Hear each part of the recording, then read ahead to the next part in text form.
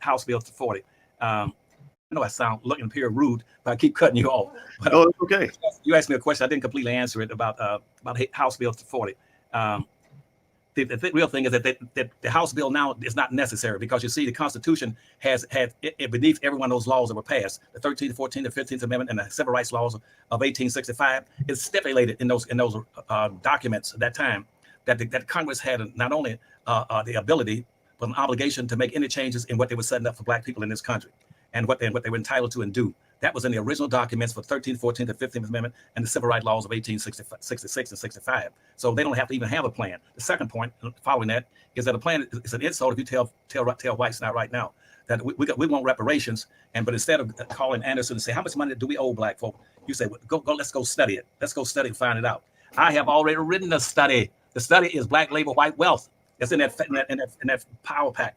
Wow. 5 books. That is your study. Your study is there. I tell you right now, there's no way on earth that you're going to put together a committee of 6 whites from the House of Representatives and 6 whites from politicians from the Senate and one from the White House and say they're going to write a study. They're going to take 7 years to write a study.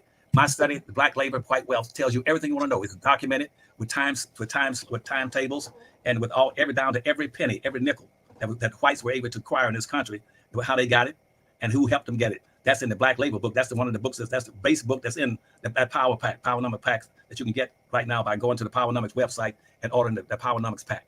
Now that's the second thing that it's already been done for you. You don't have to do it. You don't need a study. The third thing is that's an insult that you're going to ask white folks right now whether or not you owe Black folk.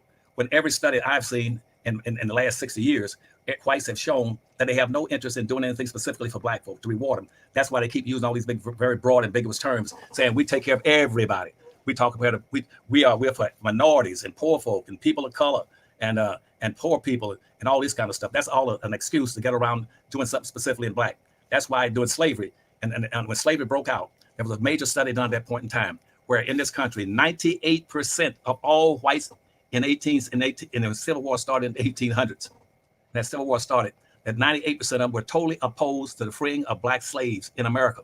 That's a fact.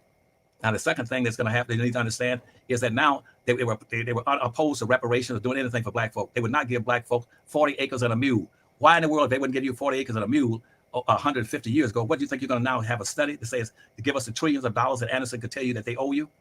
And so, no, what did you find out now that after 150 years, the hatred for Black folk and the opposition to giving Black folk anything has only gone down 10 points, Dr. Watkins. It's dropped from 98% to where it was in 1860s. It's now down to 88%. So it dropped from 98 to 88%. So 88% of all the whites in America are still adamantly opposed to giving Black folk reparations. So that again says why you're going through that study. The next point is that you're giving away authority, power. You don't give somebody authority. You don't go when you work for a week or 2 weeks on a job and you haven't gotten paid. You don't go to your boss and say, would you study whether or not you owe me a salary because I've been working for all these years and I've never been paid. Would you study? Nobody's that stupid. They're gonna say, no, I don't owe you a damn thing. If you're that stupid, let me enslave you. And that's what white folks say in their documents. I got books piled up that high that say what whites say the reason that they despise and hate Black folk is because Black folk are stupid. They're lazy and stupid. They're weak people. They're weak. All they want to do is march and pray, and that's all they want to do.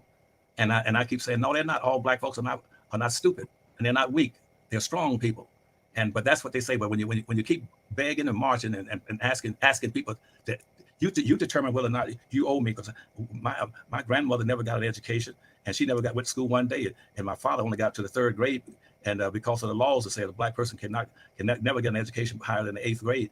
Well, then you think white folk are going to confess and voluntarily give you the money and stuff? No. So what I'm saying to you is that you do yourself a disservice when you go ask the people that owe you, do you really owe me?